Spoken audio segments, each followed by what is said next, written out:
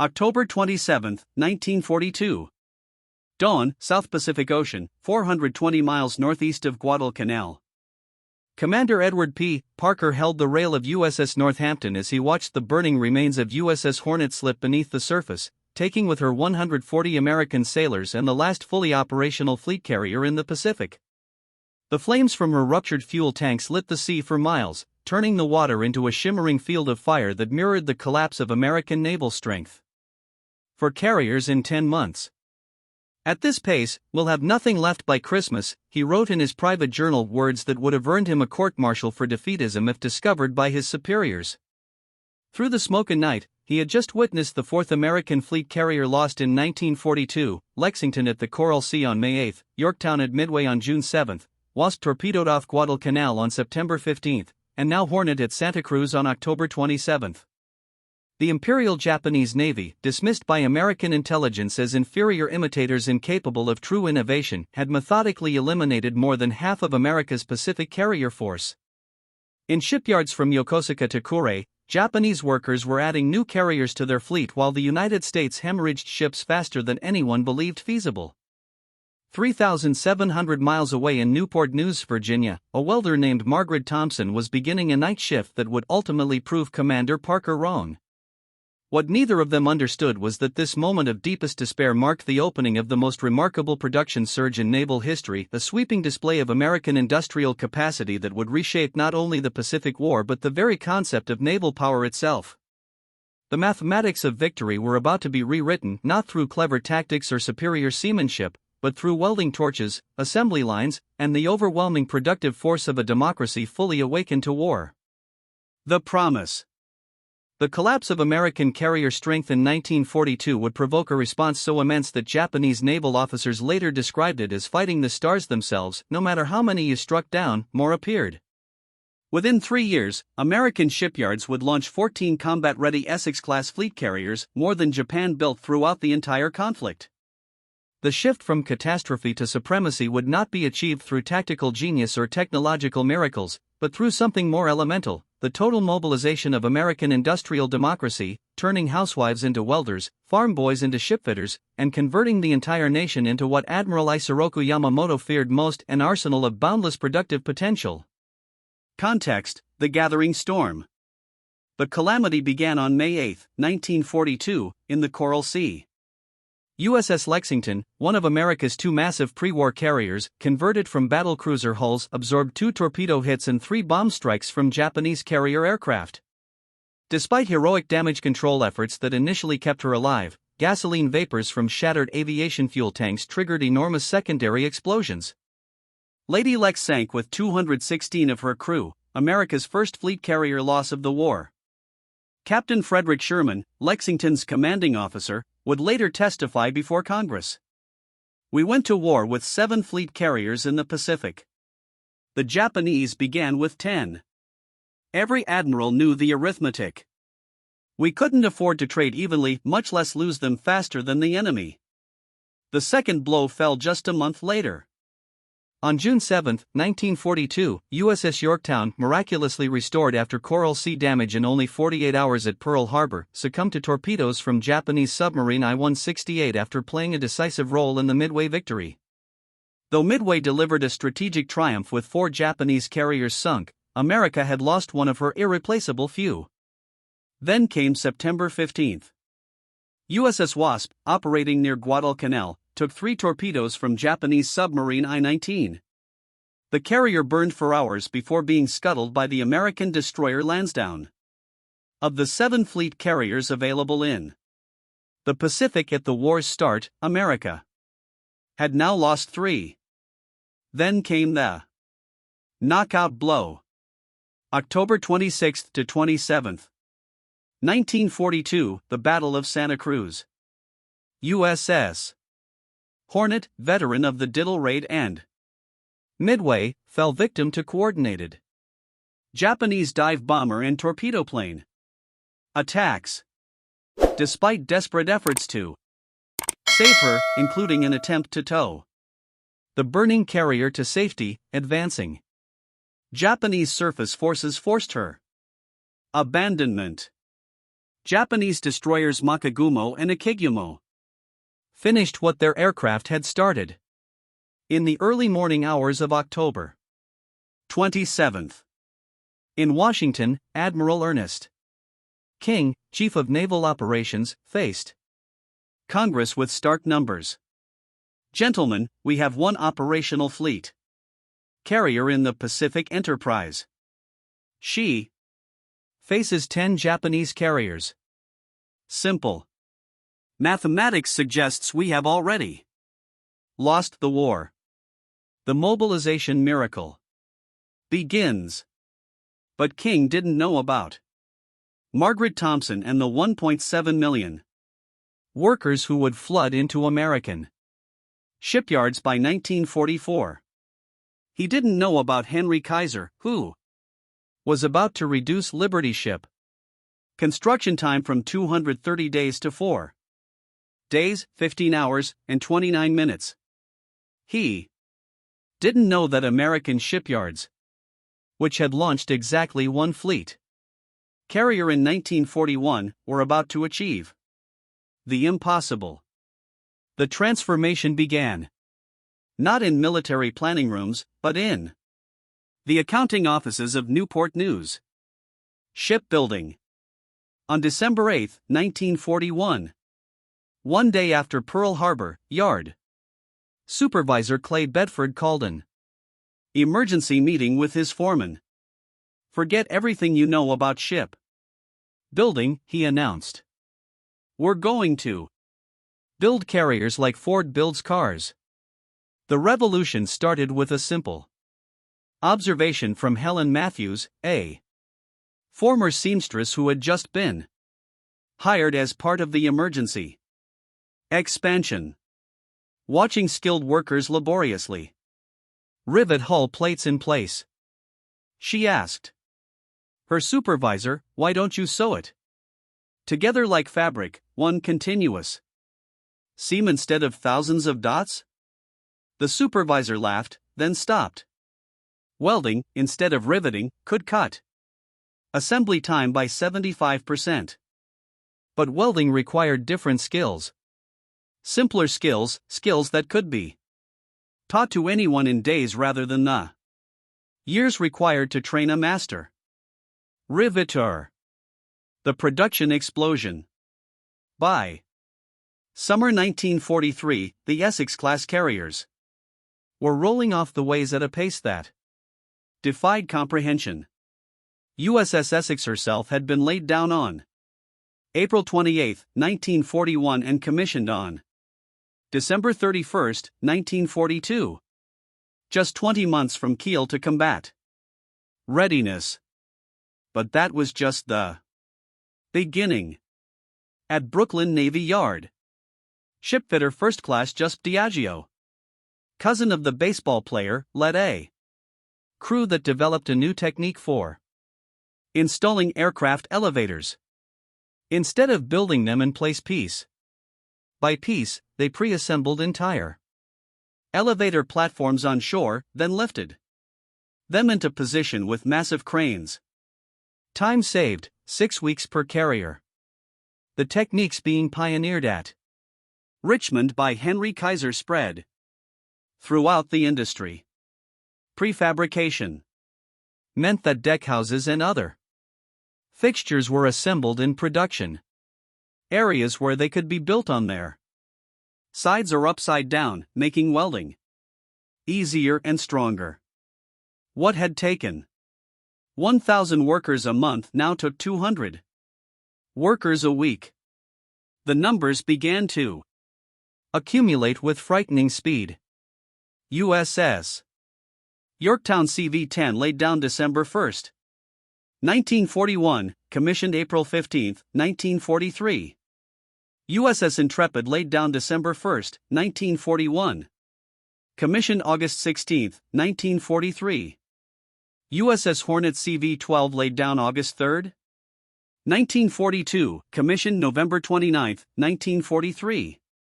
USS Franklin laid down December 7, 1942, commissioned January 31, 1944. Each launching became faster. Philip A. Kellogg, a welder at Bethlehem Steels. For River Shipyard, kept a diary that captured the acceleration. January 1943, we're launching a carrier. Every 60 days. June 1943. Every 45 days. December 1943, every 30 days. The Japs must think we're using magic. The human wave, the magic was people. By April 1943, 40% of the laborers on Kaiser's shipways and prefabrication facilities were women. At Norfolk Naval Shipyard, Emma Rodriguez, a Mexican-American mother of 3 who had never held a tool larger than a sewing needle, became the fastest riveter in the yard. She could drive 30 rivets in a minute, each one perfect. African-American workers previously barred from skilled shipyard positions flooded into the yards after Executive Order 8802 prohibiting discrimination in defense industries. James Washington, a sharecropper from Alabama, became a master pipe fitter at Philadelphia Naval Shipyard. He installed the fuel lines on 5 carriers, each one finished faster than the last. The workers weren't just building ships. They were racing against death itself. Every day without carriers meant more American sailors and Marines dying on islands across the Pacific. Posted on every shipyard wall were photographs from the fleet. USS Enterprise fights alone. She needs sisters. Build them now.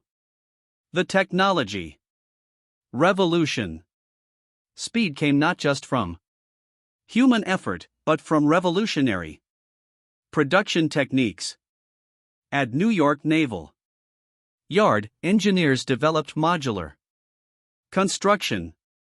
Instead of building a carrier from the keel up piece by piece, they built entire sections complete with wiring, plumbing, and ventilation, then assembled them like giant building blocks.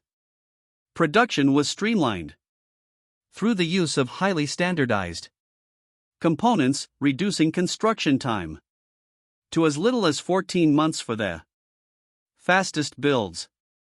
Every carrier used identical pumps, identical electrical panels, identical fittings wherever possible. Parts manufactured in Detroit could be installed in carriers building in Newport News, Brooklyn, or Philadelphia without modification. The Essex Swarm. The Essex class would become the most significant class of warships in American naval history. These weren't just replacements for lost carriers. They were bigger, faster, more capable than anything that had come before.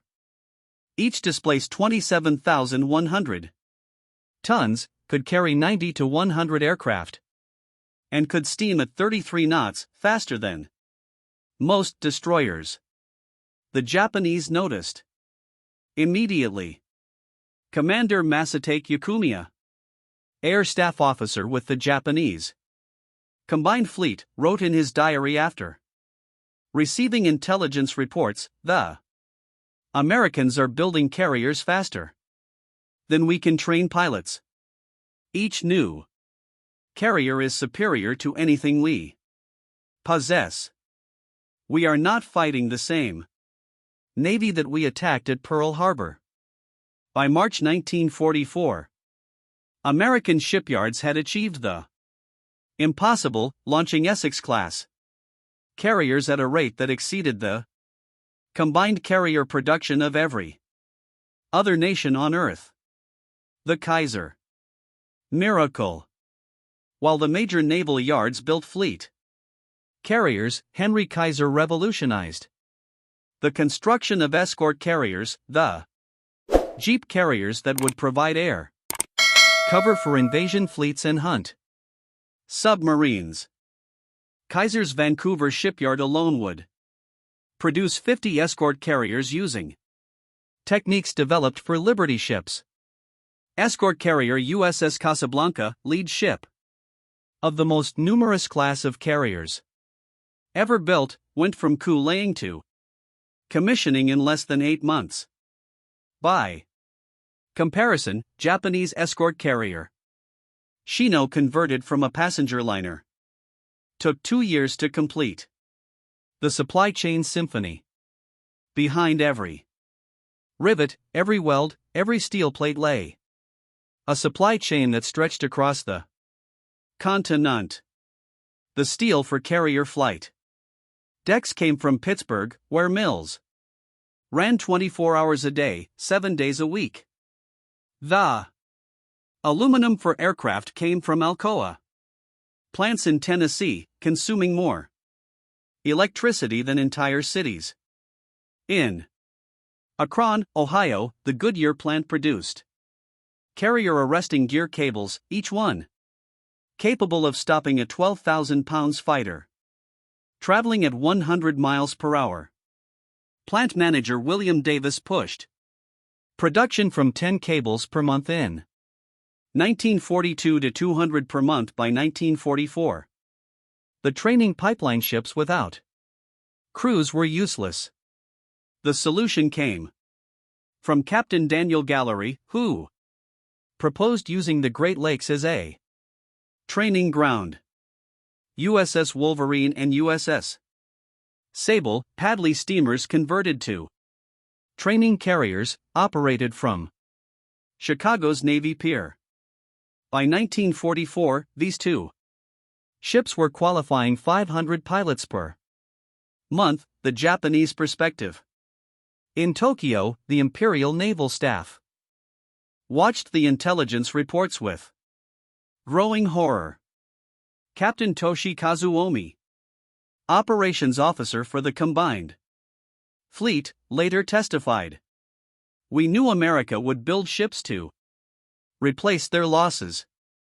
We estimated they might build 6 or 7 fleet carriers." By 1945, the actual number was beyond comprehension. Admiral Jizaburo Ozawa, commanding the Japanese carrier force at the Battle of the Philippine Sea in June 1944, faced 9 American fleet carriers and 8 light carriers with his 6 carriers.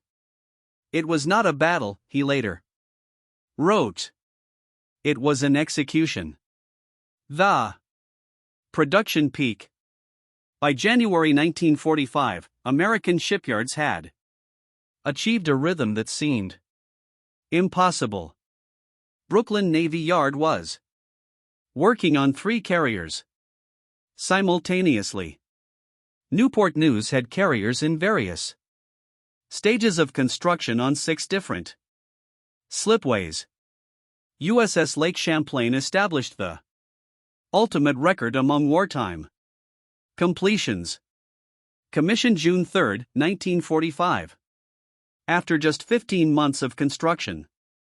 The human cost and triumph. The speed came with sacrifice. Shipyard accidents killed over 3,000 workers. During the war, Margaret O'Brien lost her husband when a crane cable snapped at Four Rivers Shipyard. She returned to work the next week, taking his place on the welding crew. "Every ship we don't build means more gold stars in windows," she told her crew. The shock of victory. The Japanese surrender delegation arriving aboard USS Missouri on September 2, 1945 had to sail past an American fleet that defied imagination. Over 100 carriers of all types filled Tokyo Bay and the surrounding waters. More carriers than all other nations combined had built in the entire history of naval aviation. Commander Tamikihara, one of Japan's Most decorated destroyer captains. Wrote, we had sunk 4 of their carriers in 1942, and they had replaced each one 3 times over. The production statistics, the final accounting of Essex-class carriers that saw combat in World War II, commissioned, and saw combat USS Essex, CV-9, December 31, 1942. USS Yorktown, CV-10, April 15, 1943. USS Intrepid, CV-11, August 16, 1943. USS Hornet, CV-12, November 29, 1943. USS Franklin, CV-13, January 31, 1944. USS Ticonderoga, CV-14, May 8, 1944.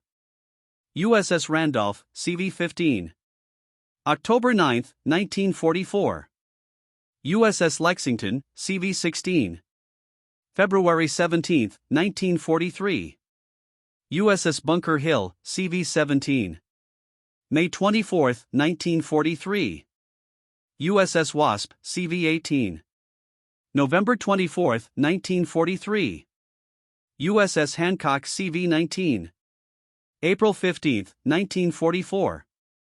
USS Bennington, CV, August 26, 1944.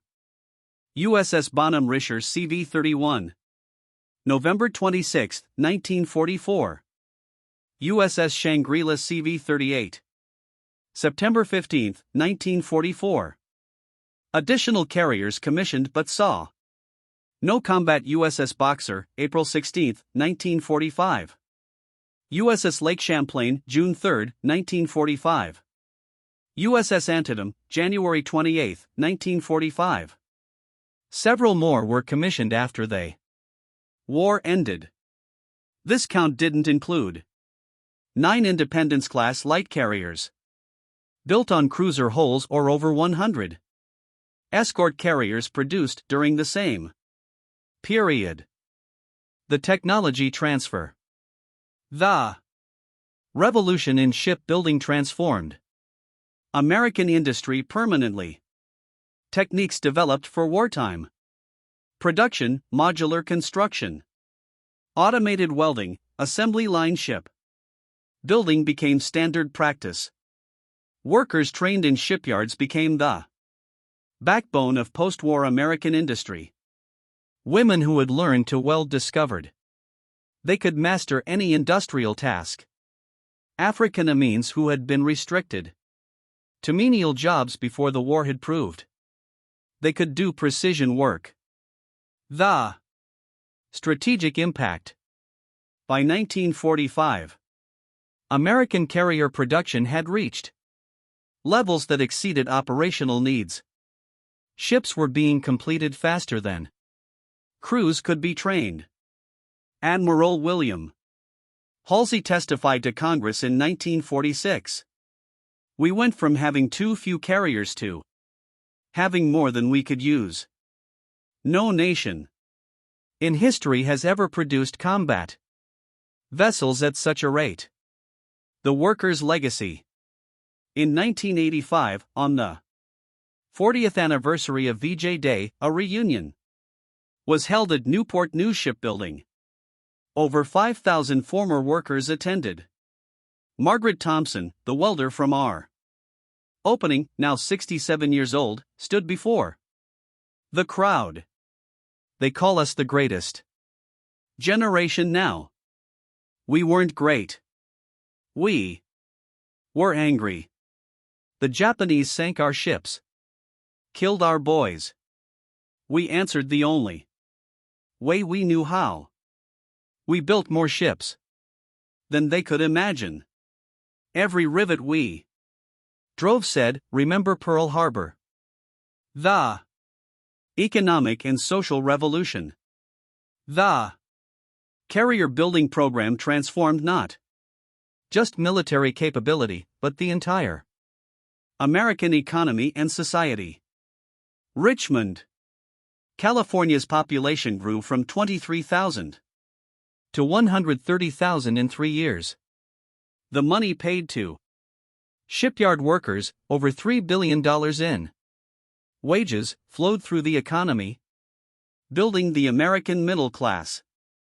The shipyards broke social barriers that had existed for generations, proving that women could do industrial work, and African Americans possessed the same skills as anyone else when given the opportunity.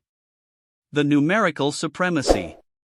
By August 1945, the United States Navy operated 14 Essex-class fleet carriers that had seen combat, along with 3 additional Essex-class carriers commissioned but not yet engaged, 9 Independence-class light carriers, 71 escort carriers, plus several pre-war carriers still in service. This armada stood in contrast to Japan's 6 operational carriers, most lacking trained aviators, and Britain's 19 carriers of all types. The ultimate testament. In 1962, Rear Admiral Hideo Yano of the Japanese Maritime Self-Defense Force visited Norfolk Naval Shipyard, where many Essex-class carriers had been constructed. Standing on the very ground where USS Yorktown had once been launched, Yano remarked through an interpreter, "We knew you were building ships, but we never imagined anything of this magnitude. How do you fight a nation that can build in a single yard what we produced across our entire empire? We didn't lose to your navy. We lost to your factories, your workers, your will to manufacture beyond all rational limits." The final reckoning. Admiral Chester Nimitz offered the definitive explanation. The war was settled in 1943, not by any battle, but by the launching of new carriers. When we could lose 1 carrier and have 2 replacements already underway. While Japan could replace none, the outcome became mathematically inevitable. Today, the legacy of that production miracle endures. The techniques pioneered between 1942 and 1945 remain standard in shipbuilding. But perhaps the most profound legacy is the proof of what democratic societies can accomplish when united in purpose. In just 36 months, America went from losing 4 carriers and facing potential defeat to wielding overwhelming carrier strength that made victory unavoidable. The workers who accomplished this feat demonstrated that democracy's greatest weapon is not military prowess, but productive power. The ability of free people to outbuild, outproduce, and eventually overpower tyranny. The transformation from 4 carriers lost to 14 Essex-class carriers in combat remains history's greatest example of industrial response to national crisis. Those workers are almost all gone now, but their achievement endures. In humanity's darkest moment, when fascism threatened to extinguish liberty, American workers answered with the greatest surge of industrial force ever witnessed. The 4 carriers lost in 1942, Lexington, Yorktown, Wasp, and Hornet, were not merely replaced, but multiplied. Each new carrier outclassed the one that had been lost. Each one stood as proof of democracy's ability to turn disaster into triumph. In the end, Japan was not defeated by superior American tactics or clever strategy. They were defeated by Margaret Thompson and her welding torch. By millions of Americans who showed that democracy's ultimate strength lies in the boundless productive energy of a free people united in purpose. From 4 carriers lost to 14 Essex-class carriers in combat, the numbers tell a story of transformation. A story that remains history's greatest testament to what free people can achieve when their freedom is threatened. They didn't just build ships. They built victory, liberty, and the future. Their legacy survives in the words etched on the memorial at Newport News Shipbuilding. Here, American workers answered tyranny with steel, fascism with freedom, and defeat with the greatest production miracle in human history.